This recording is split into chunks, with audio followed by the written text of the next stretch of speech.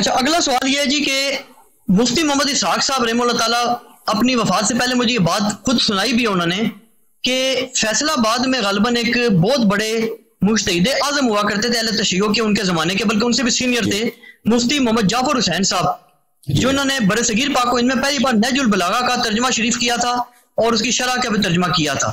تو وہ اسحاق صاحب کے بڑے پرانے دوست تھے۔ اسحاق صاحب کہتے تھے ان سے میرا ہوئی ڈیبیٹ، میں نے ان سے کہا کہ مفتی جعفر حسین صاحب آپ سے بڑا تو کوئی نہیں ہے، میں کس کے پاس جاؤں، مجھے سمجھائیں امامت کا مسئلہ، میں پریشان ہوں۔ تو انہوں نے کہا کہ پوچھیں آپ نے کیا پوچھنا ہے؟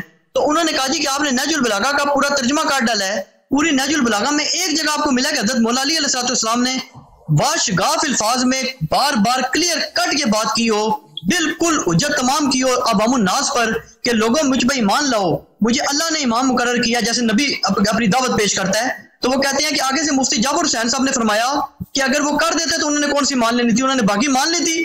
تو اسحاق صاحب کہتے ہیں میں نے کہا جی انہوں نے باقی تو پیش کی ہیں، میں بھی مانتا ہوں کہ میرا علم سب سے زیادہ ہے، میری شجاعت سب سے زیادہ ہے، میرا رشتہ سب سے برتر ہے، قریبی ہے، میرا سب نظر سب سے عالی ہے، لیکن وہ جو سب سے بڑی دلیل ہے کہ اللہ نے مجھے قائم کر دیا ہے وہ کیوں نہیں پیش فرماتے؟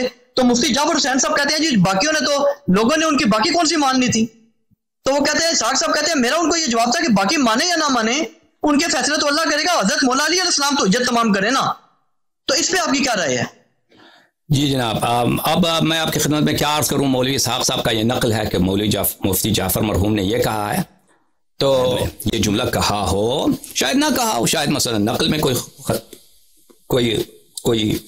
خطا ہے، یادداشت میں کوئی خطا ہے، یا انہوں نے کہا تو مجھے تعجب نہیں ہے، حالانکہ ہمارے مذہب میں دیکھیے عزیزو، آپ کہتے ہیں کہ امیر المؤمنین علیہ السلام نے کہیں مثلا اعتراض نہیں کیا کہ لوگوں میرا حکومت میرا حق بنتا ہے، خلافت میرا حق ہے، یہ میرا حق چھینا جا رہا ہے، اللہ نے مجھے بنا دیا ہے، اللہ نے مجھے بنا دیا، یہ جو مجھ پہ ایمان نہیں لائے گا اس کا پہلا جنم ہے۔ یہ شیعہ کتب میں اس بات کے دلائل بہت زیادہ ہیں میرے عزیز، مجھے تعجب ہے، یعنی کہ مثلا کتاب الاحتجاج میں اگر آپ جا کے دیکھیے اس میں ایک بہت بڑا چیپٹر ہے، احتجاج یعنی استدلال، مسائل امامت پہ استدلال، اور وہ سب حدیث ہے، اس میں ایک بہت بڑا چیپٹر ہے امیر المؤمنین علیہ السلام کے استدلالات، مختلف استدلالات، کہ رسول اللہ صلی اللہ علیہ وسلم کے استدلالات امیر المؤمنین علیہ السلام کے امامت پر، پھر امیر المؤمنین علیہ السلام کے دور خلافت ابو بکر میں، دور خلافت عمر میں، دور خلافت عثمان میں، کہ انہوں نے اپنی امامت پہ کے لیے کتنی انہوں نے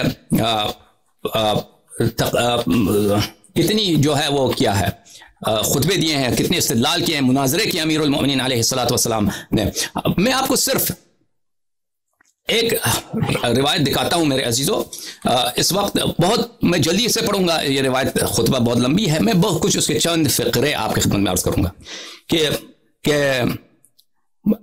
کیا امیر المؤمنین علیہ السلام نے اپنا حق مانگا ہے۔ اس کے علاوہ نہ صرف امیر المؤمنین علیہ السلام نے، سلمان نے مانگا ہے، بہت سارے صحابہ نے، ابو ذر نے، مقداد نے، اللہ آپ کا بھلا کرے، سعید ابن خالد ابن عاص نے، بہت سارے صحابہ ادھر کھڑے ہو گئے کہ امیر المؤمنین علیہ السلام منصوص ہیں، یہ خلافت جو چھینا جا رہا ہے یہ باطل ہے۔ اچھا، یہ میں صرف امیر المؤمنین علیہ السلام کے متعلق آپ کو دکھاتا ہوں، یہ کتاب ہے الروض من الکافی الجزء الثامن، 8واں مجلد، الخطبہ الطالوتیہ، امیر المؤمنین علیہ السلام کا خطبہ طالوتیہ، کیونکہ اس میں طالوت کا ذکر ہے کہ امیر المؤمنین علیہ السلام نے یہ خطبہ مدینے میں کیا ہے، انہوں نے الحمدللہ الذی لا الہ الا ہو، اس خطبے میں آگے جا کر یہ ہے ایھا الامۃ التی خدعت، انہوں نے یہ خطبہ صحابہ سے خطاب کر کے وہ رسول پاک صلی اللہ علیہ وسلم کے وفات کے کچھ دن بعد مدینے میں کیا ہے، یہ اے امت التی خدعت فانخدعت، جس کو دھوکہ دیا گیا اور اس نے دھوکہ قبول کر لیا، جس کو فریب دیا گیا اور تم نے فریب کو قبول کیا، وعرفت خدیعۃ من خدعها، اے امت، اے مخاطبین،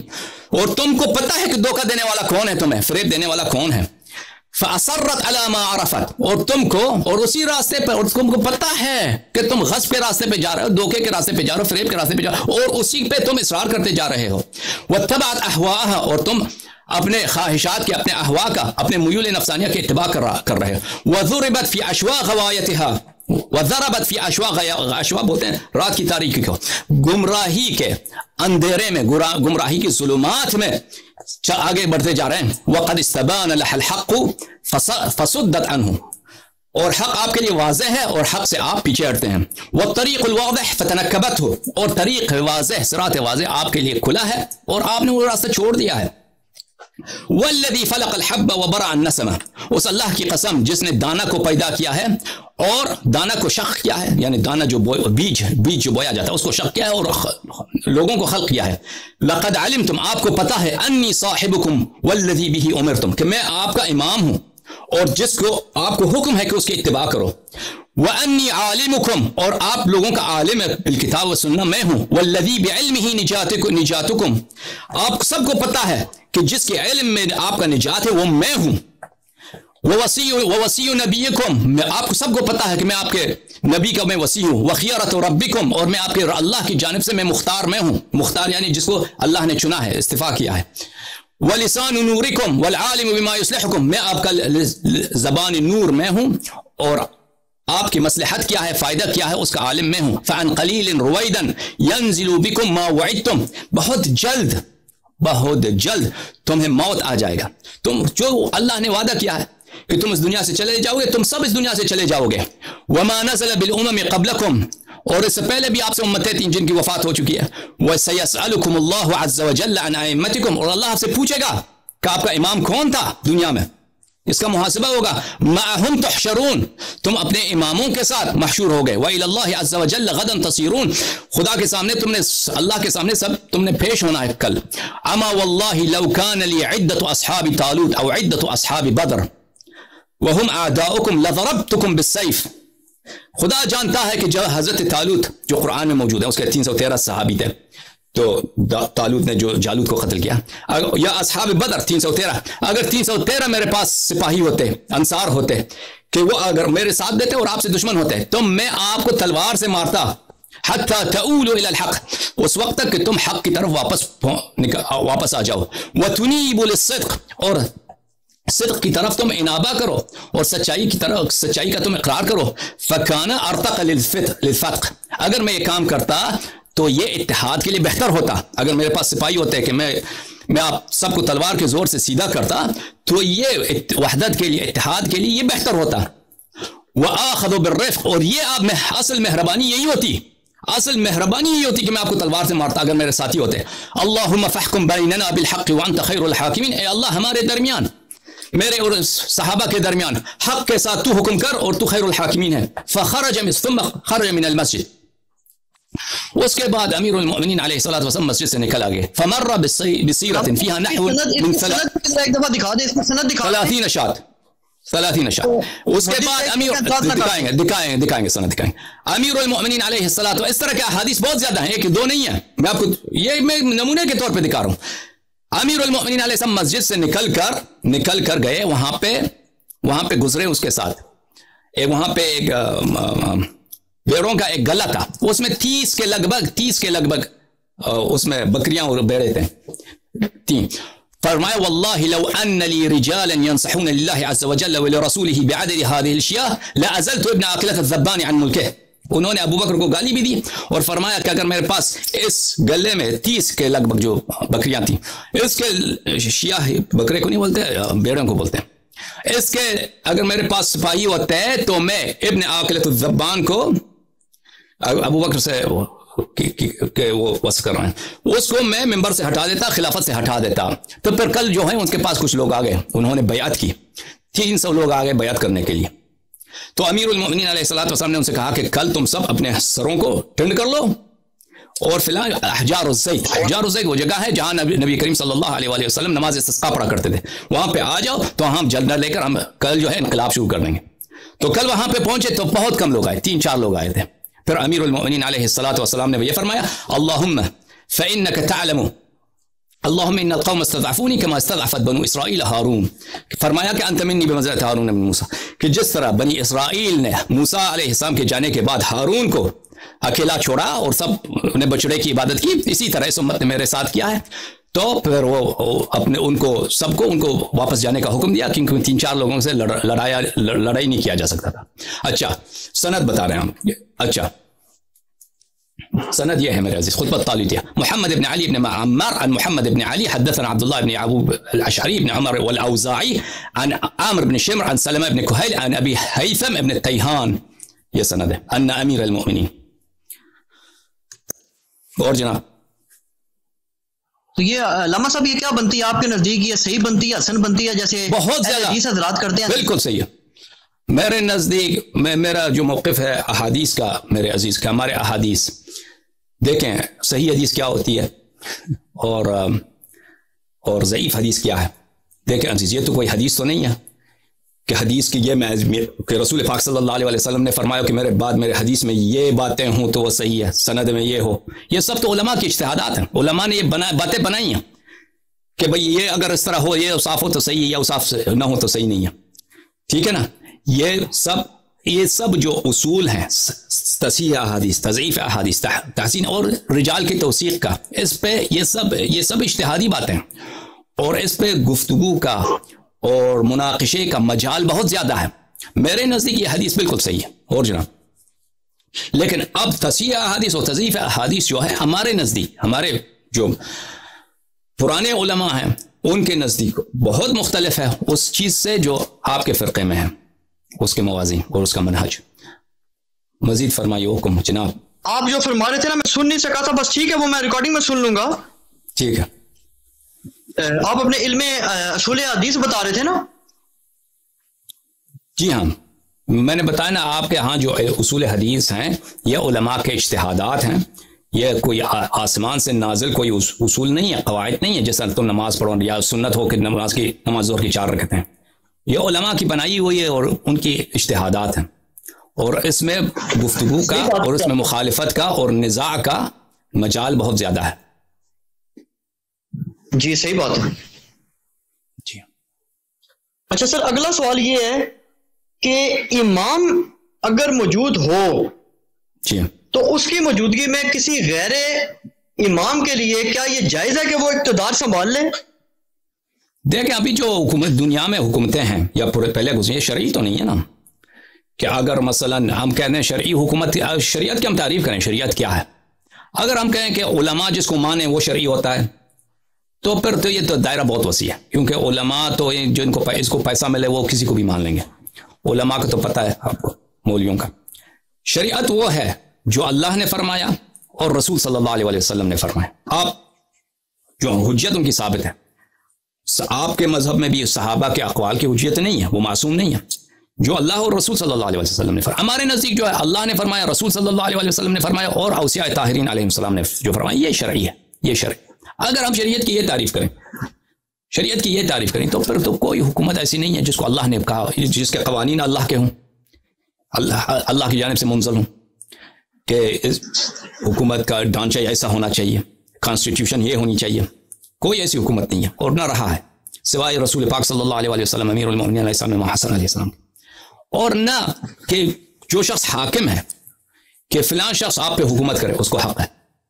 یہ بھی کوئی منصوص موجودہ جو حکومتیں ہیں یا تاریخ میں جو گزری ہیں اس کی نہیں ہے، اس کے لیے نہیں. تو یہ بلا شک و بلا رائب یہ غیر شرعی حکومتیں ہیں. جتنی حکومتیں آپ کو دنیا میں اصل میں یہ میرا سوال پوچھنے کا جو مقصد ہے نا وہ میں آپ کو شاید نہیں سمجھا سکا. بیسک بات یہ ہے کہ انجینئر محمد علی مرزا جیلمی صاحب سے نا آج بھی میری بات ہوئی تھی نا، یہ آپ کا جو اعتراض تھا نا اس کا کہ وصیت والا نا، تو اس میں انہوں نے یہی بات کی. وہ کہتے ہیں دیکھیں اگر اہل تشیع بھائی جو ہمارے ہیں حسن اللہ یاری صاحب علامہ ہیں، ان کی اگر اس قسم کے جو علماء عظام ہیں اگر ان کی باتیں درست مان بھی لیں تو 12ویں خلیفہ جو 12ویں امام ہیں حضرت امام محمد مہدی علیہ السلام، وہ کہتے ہیں جی اثنا عشری عقیدہ کے مطابق وہ آپ پردے غیبت میں ہیں، تو ان سے تو استفادہ ایک عام شخص نہیں کر سکتا. تو بات تو پھر مڑ کے اس طرح آ گئی کہ آپ نے پھر غیر معصوم لوگوں کی حکمرانی کو قبول کرنا ہی کرنا ہے نا. دیکھیں وہ پردے غیبت میں اچھا سوال اگر یہ ہے کہ کیا موجودہ حکومتیں یہ شرعی ہیں، ہم کہتے ہیں یہ شرعی نہیں، یہ اسلامی نہیں ہے. یہ جو ہے دنیائی حکومتیں ہیں، ان کی شریعت سے کوئی تعلق ہی نہیں ہے. اچھا یہ بات ثابت ہے. اب یہ دوسرا سوال ہے کہ اگر امام علیہ الصلوۃ والسلام غیبت میں ہیں تو ان سے استفادہ کیسے کیا جائے. دیکھیں عزیزوں، ہاں یہ انجینئر صاحب کہتے ہیں. بالکل بات سمجھ میں آ گئی. دیکھیں اچھا اس میں جلد ایک چیز اور بھی ایڈ کر دوں. مفتی اسحاق صاحب واقعہ بتاتے تھے، وہ کہتے تھے کہ اسحاق صاحب نا اس معاملے میں وہ بھی بڑا کھل کے بولتے تھے. جی وہ کہتے تھے کہ یار یہ جو اہل تشیع ہمارے بھائی ہیں نا، میرا ان سے بڑا پیار ہے، اہل سنت سے زیادہ پیار ہے، لیکن یہ ان کی بات مجھے نہیں سمجھ آتی کہ یہ کہتے ہیں کہ ہمارے جو امام ہیں نا یہ پردے غیبت میں ہے نا، اور وہ کہتے تھے کہ ایک جگہ پہ میں نے دیکھا تھا کہ کہیں اسماعیلی جو شیعہ حضرات ہیں نا ان کے ساتھ مناظرہ اور تھا کسی اسنا عشری عالم کا، تو اسماعیلی جو مناظرہ تھا بقول اسحاق صاحب کے، میں اس کا گواہ نہیں ہوں، اسحاق صاحب کے بقول انہوں نے کہا کہ وہاں پہ جو اسماعیلی مناظرہ تھا نا وہ ابھی ہو گیا، اس نے کہا کہ ہمارا تو امام زندہ موجود ہے، اس سے لوگ فائدہ اٹھا رہے ہیں، آپ بتائیں آپ کے امام سے رابطہ کیسے کیا جائے؟ تو کہتے ہیں انہوں نے دلیلیں دیں، لیکن لوگوں نے کہا بھائی بات تو حقیقت ہے، ہم تو منی ملاقات کر سکتے، تو اب انجینئر صاحب یہی بات کہتے ہیں، وہ کہتے ہیں جی مجھے تو رابطہ نہیں ہو سکتا تو میں ان سے کیسے مسائل پوچھوں؟ جی بالکل صحیح فرما رہے ہیں. مجھے آپ کا سوال سمجھ آیا. یہ سوال کافی جی سوال کافی پوچھا جاتا ہے کہ آپ کا امام اس سے استفادہ کیسے ہو، اس کا فائدہ کیا، وہ نظر نہیں آتے. پہلی بات تو یہ ہے کہ میں اگر آپ سے عرض کروں، آپ مجھے اجازت دیں، تو ہمارے اور آپ کے مذہب کے درمیان ایک اختلاف جو ہے وہ مسئلہ یہ رؤیت اللہ ہے کہ اللہ تعالیٰ نظر آتا ہے یا نظر نہیں آتا. آپ لوگ بالاجماع، چاہے وہ اہل حدیث ہوں، چاہے اشاعرہ ہو، چاہے ماتریدیہ ہوں، سب کہتے ہیں اللہ تعالیٰ دنیا آخرت میں نظر آئے گا، مومنین کو نظر آئے گا. ٹھیک ہے نا؟ کہتے ہو؟ کہتے ہیں جی بالکل کہتے ہیں، جی بالکل کہتے ہیں. وہ کہتے ہیں ہاں جی پیر بھی جہنم میں رکھ دے گا اور جہنم کہے گا حل من مزید، تو پیر رہے گا تو کہے گا کہ کافی ہے، بس کافی ہے. تو اسی وقت پیر دکھاتے وقت بھی وہ سب لوگ پتہ نہیں ہوگا کہ رب کون ہے، وہ انبیاء علیہ السلام کو پتہ چل جائے گا پیر دیکھ کے کہ یہ اللہ ہی ہے. اچھا، تو جب آپ اور آپ کے پاس حدیث بھی ہے بالاجماع ہے کہ اللہ تعالیٰ ہر رات کو نیچے آتا ہے، آسمان کی دنیا میں آتا ہے، اور آسمان کی دنیا میں ادھر آواز دیتا ہے حل من مستغفر حل من تائب، کہ کیا کوئی استغفار کرنے والا ہے، میں اس کی مغفرت کروں. تو جب آپ رؤیت اگر ممکن ہے تو میں آپ کو کہتا ہوں نا عزیزوں کہ اگر یہ اللہ اپنے آپ کو دنیا میں دکھائے، ٹھیک ہے نا، دنیا میں دکھائے تو سارے نزاع ختم. ادھر آ کے نعرہ لگائے آسمان میں کھڑے ہو کے بھائی کہ بھئی یہ دین حق ہے، یہ قرآن حق ہے، یہ محمد صلی اللہ علیہ وسلم میرے نبی ہیں، تو سب ہندو جو ہیں، سب عیسائی، سب پتہ چل جائے گا. آسمان وہ اتنا بڑا کھڑا ہے، سب کو نظر آئے گا نا. جو غیر مسلمان ہیں وہ ہمارے دین کا حقانیت پتہ چلے گا، اور جو مسلمانوں میں جو نزاع ہے وہ آ کے نعرہ لگائے، وہ بھی آ کے نعرہ لگا آسمان میں کھڑے ہو کے کہ بھئی نبی کریم صلی اللہ علیہ وسلم کے بعد کوئی امامت نہیں ہے. ابو بکر پہلا، عمر دوسرا، عثمان تیسرا، چوتھے نمبر پہ اگر ماننا ہے تو مانو مشیوں کے امام کو، تو یہ سارا نزاع ختم ہو جائے گا. ٹھیک ہے نا؟ تو اگر رؤیت کی بات کریں تو سب سے پہلے اگر رؤیت کا مطالبہ کرتے ہو تو ہم آپ سے مطالبہ کریں رؤیت اللہ کی، تو سب سے فائدہ تو یہ ہوگا کہ وہ رؤیت دکھائیں. اب آتے ہیں امام علیہ الصلوۃ والسلام کی غیبت کی طرف. دیکھیں اصل نزاع ہمارے اور آپ کے درمیان جو ہے اصل امامت پر ہے، اصل خلاف. اب اس امام کے حالات کیا ہیں، یہ ایک جنبی مسئلہ ہے. پہلے آپ تسلیم کریں کہ کیا ابو بکر عمر واقع سچے خلیفہ تھے، ان کی خلافت کے شرعی دلائل کیا ہیں؟ کیا واقعا رسول پاک صلی اللہ علیہ وسلم نے میرے بات فرمایا کہ میرے بعد تم خلیفہ انتخاب کرو؟ اہل حل و عقد ایک دو آدمی کو مثلا ایک آدمی کے ساتھ وہ بیعت کریں تو وہ امام بن جاتا ہے. کیا کوئی ایسا حدیث ہے، آیہ قرآن؟ اگر نہیں ہے تو مان لو کہ ابو بکر کی خلافت صحیح نہیں ہے. اگر واقع یہ حدیث کا جواب دے دو جن کے روح سے رسول اللہ صلی اللہ علیہ وسلم نے اہل بیت علیہ السلام کی اتباع کا حکم دیا ہے، تو ان کا جواب دے دو. تو یہ جب ثابت ہو گیا نا تو بعد اس وقت آتے ہیں یہ فرعی مسئلہ ہے کہ ایک امام غائب ہو بھی سکتا ہے نہیں ہو سکتا. تو میں اس کا جواب آپ کو اس طرح دیتا ہوں کہ رسول پاک صلی اللہ علیہ وسلم اللہ کے نبی تھے، اس میں کوئی شک نہیں ہے. سب کو پتا ہے کہ رسول پاک صلی اللہ علیہ وسلم اپنے بعثت کے ابتدائی کچھ سال اس آیت کے نزول سے پہلے فصدع بما تؤمر کہ اللہ نے حکم دیا کہ اب اعلان نبوت کرو، اب علناً اظہار نبوت کرو. اس سے پہلے وہ چپکے سے تبلیغ کرتے تھے. آپ مانتے ہیں نا؟ جی. اس سے پہلے وہ کسی کو بتاتے نہیں تھے علناً کہ میں اللہ کا نبی ہوں، میں اللہ کا رسول ہوں، میرے پاس معجزات ہیں، فرشتہ آتا ہے، وہی آتی ہے. وہ بس خاص لوگوں کو جن پہ اعتبار ہے کہ میری بات مانیں گے، سنیں گے، تو ان کو جا کر چپکے سے بولتے تھے. ٹھیک ہے نا؟ صحیح ہے کہ نہیں؟ جی جی بالکل. تو یہ کس لیے کرتے تھے رسول اللہ صلی اللہ علیہ وسلم؟ وہ دلیل واضح ہے کہ عرب اتنے جاہل ہوتے تھے اور اتنے مجرم، ان کے لیے قتل کرنا، کسی کو جان سے مار دینا، یہ تو پرواہ ہی نہیں تھا. اگر ان عربوں میں سے ایک رسول پاک صلی اللہ علیہ وسلم کے پاس اتنے وہ پیروکار بھی نہیں ہے شروع میں کہ اگر وہ مثلا سب کا خطرہ مول لیں تو ان کو کوئی جان سے مار دے، ان کی اذیت و آزار اس حد تک بڑھ جائے، ان کے جو ماننے والے کا عدد کچھ چنے ہوئے 5-6 آدمی ہیں، 5-6 عورتیں ہیں، ان کی اذیت و آزار اتنی بڑھ جائے کہ ان کو جان سے مار دیں، کسی کی جان پہ اعتبار ہی نہیں. تو اس لیے رسول کریم صلی اللہ علیہ وآلہ وسلم اپنی جان کی حفاظت کے لیے اور ان کے جو ماننے والے بہت کم ہیں ان کے حال پہ ترحم کے لیے اللہ کے حکم کے مطابق وہ سب لوگوں سے غیبت میں ہے. ہم کہتے ہیں غیبت کس لیے غیبت میں ہے؟ کیونکہ سب جانتے ہیں کہ یہ شخص جو ہے جناب عبداللہ کے بیٹا ہے. اس میں گرامی ان کا کیا ہے؟ اس میں گرامی محمد ہے. تو سب جانتے ہیں صلی اللہ علیہ وسلم. لیکن یہ کوئی نہیں جانتا کہ وہ اللہ کے نبی ہیں یا اللہ کے آخری رسول ہیں. ان کے پاس اتنے معجزات ہیں, ان کے پاس فرشتہ آتا ہے, جبرائیل آتا ہے. یہ تو کسی کو نہیں مانتا. تو رسول پاک صلی اللہ علیہ وآلہ وسلم غیبت میں تھے اس زمانے میں. یہ غیبت اسی کو ہم کہتے ہیں کہ ایک شخص لوگوں کے درمیان ہو, لوگوں کے درمیان رہتا ہو, اور مثلا جیسے امام زمانہ جانتے ہیں کہ یہ اچھا آدمی ہے, نیک آدمی, نماز پڑھنے والا ہے, لیکن یہ پتہ نہیں ہے کہ یہ امام ہے, یہ رسول پاک صلی اللہ علیہ وسلم کے جانشین ہے. تو امام زمانہ علیہ الصلوۃ والسلام غیبت میں کس لیے غیبت میں؟ دیکھیں امیر المؤمنین علیہ الصلوۃ والسلام جو رسول پاک صلی اللہ علیہ وسلم کے پہلے جانشین, ان کے ساتھ کیا کیا گیا؟ امت نے ان کو مانا نہیں مانا, ان کو قتل کیا. امام حسن علیہ السلام شہید, امام حسین علیہ السلام شہید بری طرح سے, زین العابدین علیہ السلام شہید, 11 امام شہید جو آخری ہیں, اللہ کے جو آخری امام ہیں, اللہ نبی کریم صلی اللہ علیہ وسلم کے جو آخری, اور انہوں نے پوری دنیا میں انقلاب لانا ہے. ان کے بعد کوئی اور باقی جو ائمت ہیں ان کا کام انقلاب لانا نہیں تھا, تواغیت کو ساقط کرنے کا کام ان کے ذمہ نہیں تھا, صرف اس آخری حجت کا کام ہے. تو ان کے سامنے جو ہے سب دنیا جہاں کی دشمنی ان کے سامنے ہے, تو ان کی جان کو سب سے ان سے زیادہ خطرہ ہے. تو ان کی غیبت جو ہے ان کے حفظ جان کے لیے یا مسلمانوں کی امتحان کے جو اسے بھی کہیں وہ ایک جیسے رسول پاک صلی اللہ علیہ وسلم غیبت میں تھے وہ اس طرح غیبت میں. تو اب سوال یہ ہے کہ ان سے استفادہ کیسے کیا جائے؟ ان سے استفادہ جو بہت سارے احکام ہیں میرے عزیز, ان احادیث میں موجود ہیں. اس رسول پاک صلی اللہ علیہ وسلم لوگوں کے درمیان مدینہ میں بھی تھے. اس طرح نہیں تھا کہ سب لوگوں کو ان تک رسائی تھی. بہت سارے لوگ ہوتے تھے یمن میں ہوتے تھے, مسلمان ہوتے تھے دوسرے دور دراز کے قبائل میں, ان کو کیسے احکام پہ عمل کرتے تھے, حدیث پہ عمل کرتے تھے, سنت پہ عمل کرتے تھے. وہ اس طرح نہیں تھا کہ ہمیشہ ان تک رسائی ہو. وہی سلسلہ بھی ہے. اور امام زمانہ علیہ الصلوۃ والسلام کے پاس کوئی نیا شریعت نہیں ہے, وہی ان کے آباء طاہرین کی جو شریعت ہے. اگر ہمارے پاس احادیث کا اتنا بڑا ذخیرہ ہے, اب احادیث کا اتنا بڑا ذخیرہ کہ اکثر سوالوں کے جواب اس میں مل جاتا ہے. اب ایسا کوئی سوال ہو کہ اگر کہ احادیث میں نہ ملے, اس کا جواب چاہیے, تو ہم کہتے ہیں اس کا جواب یہی ہے کہ جس طرح رسول پاک صلی اللہ علیہ وآلہ وسلم مکے میں وہ اپنی نبوت کو چھپاتے تھے, اپنی رسالت کو چھپاتے تھے, وہ جو اللہ کی جانب سے خاتم الانبیاء ہیں چھپاتے تھے, مصالح کی بنا پر اللہ کے حکم سے چھپاتے تھے. اس وقت اگر کوئی یہودی مدینہ میں, کوئی یہودی خیبر میں, ان کے پاس کتاب تھا, نشانیاں تھیں کہ نبی آخر زمان اسی عرب میں آئے گا, اگر ان کے پاس کوئی سوال ہوتا کہ ہم جا کے پوچھ لیں کہ وہ کیسے استفادہ کر لیتے, آپ اس کا کیا جواب ہے؟ ان کے لیے اس باب کھلا تھا نہیں کھلا؟ میرے نزدیک یہ کھلا تھا, کیونکہ وہ کیا کر سکتے, وہ اللہ سے دعا کر سکتے تھے, اور اللہ ان کے لیے کوئی راستہ کھول لیتا کہ وہ رسول پاک صلی اللہ علیہ وسلم تک پہنچے اور ان سے اپنا سوال کریں. ہم کہتے ہیں آج بھی یہ راستہ کھلا ہے.